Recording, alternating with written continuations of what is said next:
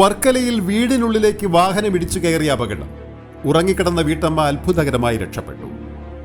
ഇന്ന് വെളുപ്പിന് 2 മണിയോടുകൂടിയായിരുന്നു സംഭവം. വർക്കല ഞെക്കാട് ജംഗ്ഷനിൽ റോഡ് സൈഡിലുള്ള വീട്ടിലേക്ക് ഇന്നോവ കാർ നിയന്ത്രണം വിട്ട് ഇടിച്ചു കയറുകയായിരുന്നു. വർക്കല ഭാഗത്തു നിന്നും കല്ലമ്പലം ഭാഗത്തേക്ക് പോവുകയായിരുന്നു കാർ.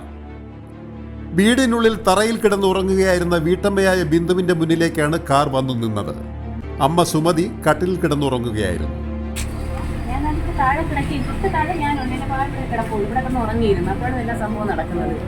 രക്ഷണം വളരെ പാടുപെട്ടു. ഈ കട്ടയെല്ലാം നീക്കി വളരെ കഷ്ടപ്പെട്ടാണ് ഞാൻ രക്ഷപ്പെട്ടത്. 2 മണി സമയത്തായിരിക്കും. സമയം കറക്റ്റ് നല്ല ഉറപ്പ് വരുന്നത്. അപ്പോഴത്തേക്കാണ് പെട്ടെന്ന് ഇവരൊക്കെ കട്ടയും കല്ലും എല്ലാം ഇടിഞ്ഞത്. വീട് മൊത്തത്തിൽ ഇടിഞ്ഞ് വീടുന്നത്. ഇതിലല്ലോ അങ്ങനെ വല്ല സംഭവിച്ചതാണ് ഞാൻ കരുതിയില്ല. എൻ്റെ വീട്ടിലാണ് വണ്ടി കയറ്റിയതെന്ന് അറിയുന്നില്ല. ഇവിടെ എങ്ങനെ പാടുപെട്ട് ഞാൻ രക്ഷപ്പെട്ടു. എങ്ങനെ രക്ഷപ്പെട്ടെന്ന് എനിക്ക് തന്നെ അറിഞ്ഞൂടാ.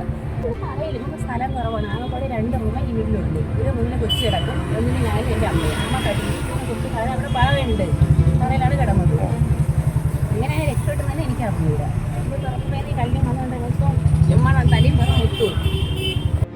വർക്കല ഞെക്കാട് വാസുദേവ വിലാസത്തിൽ ബിന്ദു, അമ്മ സുമതി, മകൻ അഖിൽ എന്നിവരാണ് വീട്ടിൽ താമസം. കെട്ടിടമിടിഞ്ഞുള്ള മൺകട്ടകളും തടികളുമെല്ലാം വീട്ടമ്മയുടെ ദേഹത്തുകൂടി വീഴുകയായിരുന്നു.